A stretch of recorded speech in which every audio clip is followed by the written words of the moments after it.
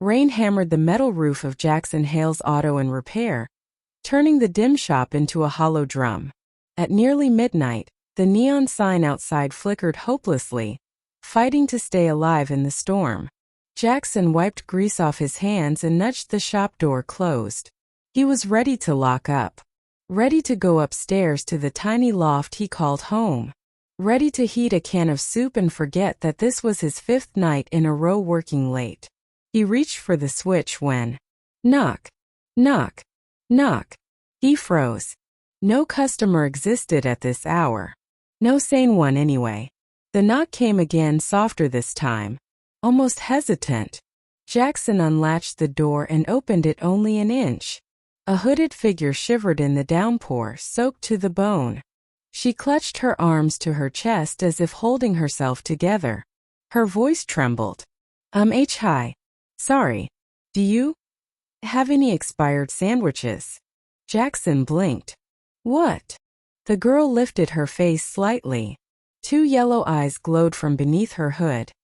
Animalistic, sharp, yet tired.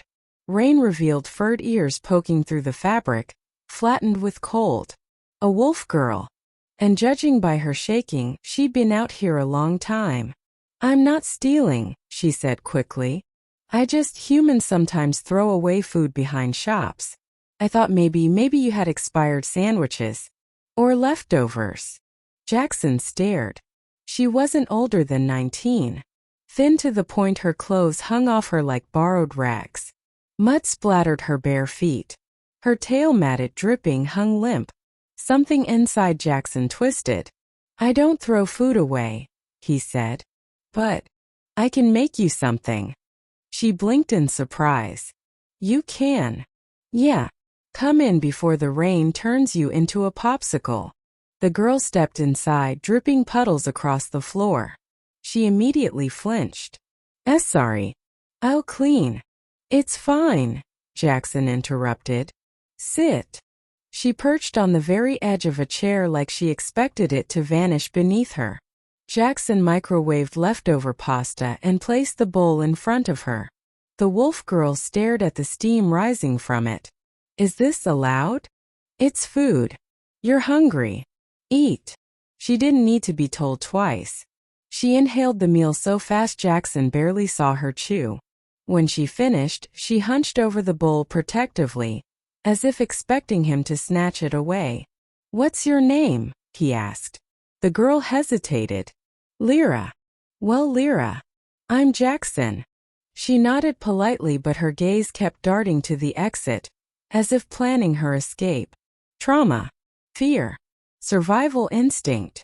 He recognized all of it. You staying somewhere? He asked gently. A bridge, she murmured. But the river rose tonight. Took everything I hid under there. Her throat tightened. Doesn't matter. I'll find another place. Jackson rubbed the back of his neck.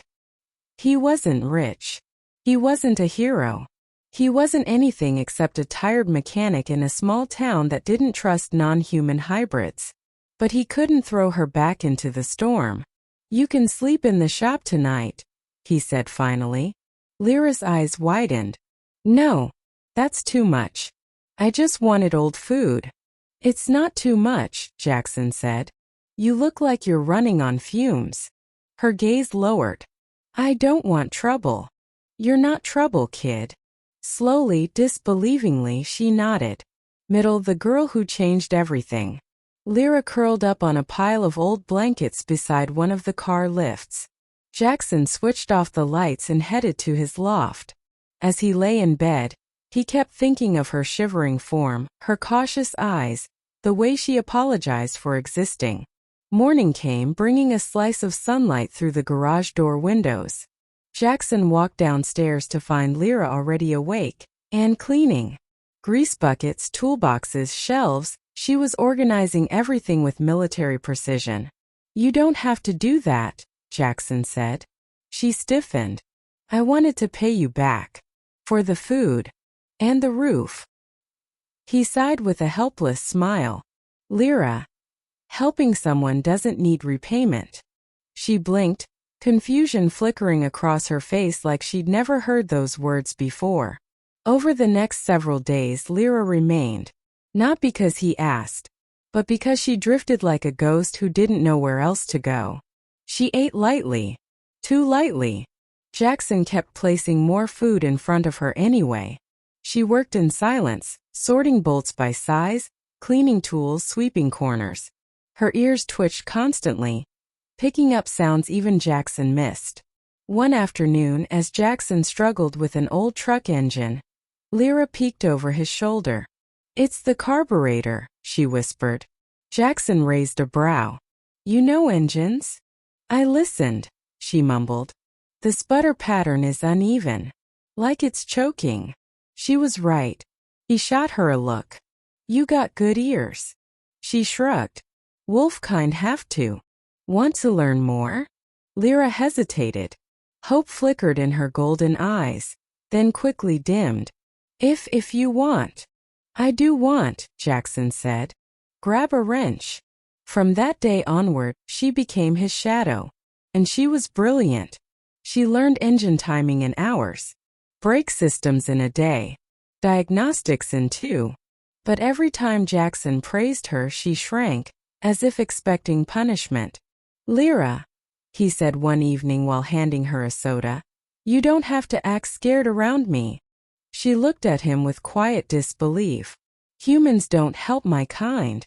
Not unless they want something." "Well," Jackson said, "I want you to eat, sleep, and not collapse on my shop floor." A tiny smile cracked her expression. It was the first time he ever saw her smile. The night everything went wrong. 2 weeks later, the peace shattered. 3 local men, regulars at the bar across the street, stumbled into the shop drunk and laughing. "Hey Jackson," one slurred. "We heard you're harboring a stray beast." Lyra froze mid-step, tail dropping, ears flattening. Jackson stepped in front of her. "She's my assistant. Leave her alone." "Assistant?" Another sneered. "She's an animal. Should be in a cage, not fixing trucks." The third man reached toward Lyra. "Come here, mutt." She backed into a corner, trembling. Jackson grabbed the man's wrist. "Touch her again and you won't have a wrist." The drunk lunged. Jackson shoved him back, but the other 2 circled. A fist slammed into Jackson's ribs. Another hit his jaw. He staggered but planted his feet again. They rushed him, until a deep primal growl shook the entire shop. Lyra was no longer shrinking. Her pupils slit. Her fangs bared. Her claws extended. She stepped forward with a snarl so fierce the men stumbled backwards. "Holy, she's gonna rip us apart," one yelled. They bolted out the door, tripping over themselves in panic. Silence fell. Lyra collapsed to her knees. "I'm sorry, Jackson. I shouldn't have stayed here. I bring danger everywhere." "Lyra," Jackson said, cupping her shoulders, "you saved me. But, no. Listen to me." His voice softened. "You're not a burden. You're not trouble. You're family now." Her breath hitched. "Nobody," Jackson continued, "is throwing you out." Tears slipped down her cheeks. For once she didn't hide them. Ending a mechanic and his wolf girl. Months passed. Word spread that the best mechanic in town now had a mysterious assistant with incredible instincts for machinery. Some customers were wary at first, but Lyra's gentle manner and uncanny ability to diagnose problems won them over. One evening Jackson found her perched on the hood of a car, watching the sunset paint the clouds pink. "Whatcha thinking about?" he asked. Lyra hugged her knees. "About how I used to look for expired sandwiches, and how you gave me real food instead." Jackson sat beside her. "You deserved better." "I didn't know that then," she whispered. "But you taught me." The wind ruffled her furred ears.